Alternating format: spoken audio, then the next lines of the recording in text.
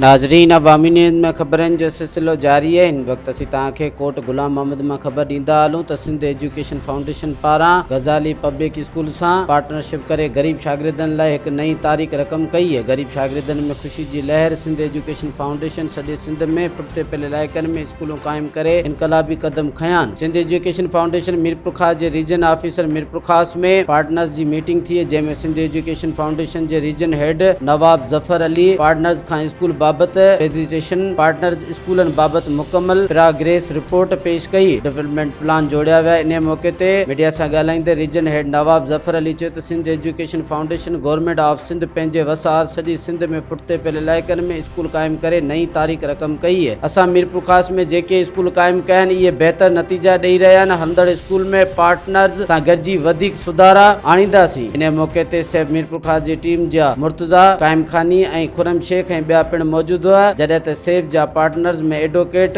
ख़ालिद बब्बर, शौकत रायमो ऐं ॿियनि मीटिंग में शिरकत करे रिपोर्ट पेश कई। ॿिए तरफ़ कोट गुलाम मोहम्मद तालके में तइलीम जे मैदान में ख़िदमतूं अंजाम ॾींदड़ गज़ाली एजुकेशन सिविल सोसाइटी खे पार्टनरशिप तहत सिंध एजुकेशन फाउंडेशन पारां बहितरीन कारकिरदगी ते कोट गुलाम मोहम्मद में सेकेंडरी स्कूल क़ाइमु करण जो ऑफर लेटर पिणु ॾिनो वियो, जंहिंसां गरीब शागिर्दनि खे मुफ़्त तइलीम ऐं मियारी तइलीम हासिल थी सघंदी। इन मौके ते गज़ाली एजुकेशन सिविल सोसाइटी जे सदर advocate general secretary Sindh education Mirpur Khas जे रीजन हेड नवाब अली ज़फ़र उनड़ ऐं टीम खे तइलीम जे हवाले सां भरपूर कोशिशूं वठण ते ख़राज तहसीन पेश कंदे चयो त गरीब शागिर्दनि जे लाइ सेब पारां मियारी तइलीम मुहैया करण जो हिकु कीमती तोहफ़ो घटि न आहे। मज़ीद खबरों और तफसीलात के लिए विजिट करें हमारी वेबसाइट www.awamiNewsHD.com।